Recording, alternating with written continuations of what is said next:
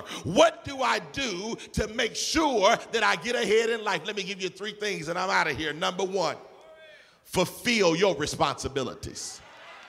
If you want to be successful, fulfill your responsibilities. Wherever you are, do what God has called you to do and do it right. Joseph was dependable. Somebody say dependable. He was reliable. Somebody say reliable.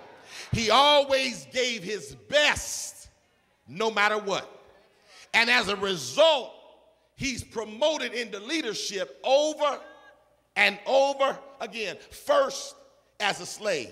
Genesis 39:6 says, Potiphar gave Joseph complete responsibility over everything he owned.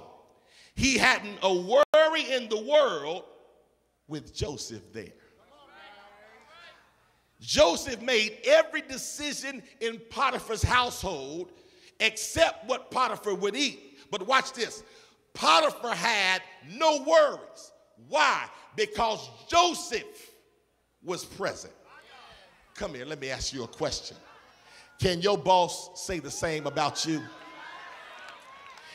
At your office, does your boss, is he able to look, just chill and relax and have no worries? Or are you one big headache? Are you one big pain? Come on, I wish I had somebody in here.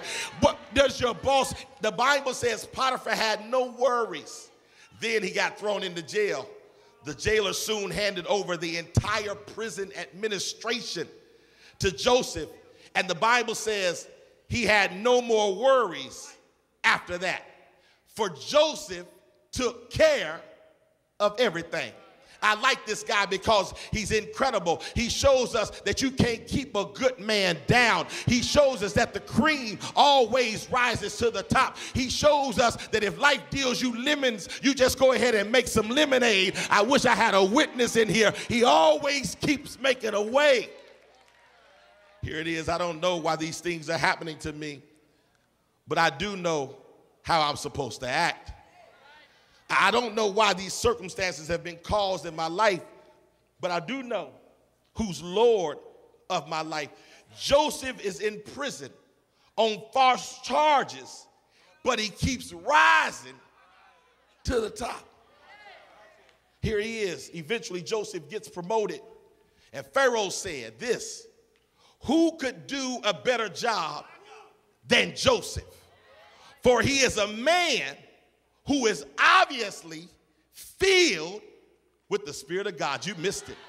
He said, when I look at Joseph, nobody can do a better job than him because he is filled with the Spirit of God. I'm getting ready to give you something to Twitter. Here it is. The quality of your work reveals the quality of your spirituality. And if your work is no good, your spirituality probably is no good. You can always tell folk who are not going to do good on the job because their spirituality is at a low level. But when you are filled with the Spirit, you'll walk around and act like you're filled with the Spirit. Do I have a witness in here? Not just in church raising your hand, but on your job, you're Spirit filled. How is the quality of your work? There's a direct correlation between shoddy workmanship and a poor testimony. When I call myself a Christian and I don't do good work, it's a bad indictment upon Christianity.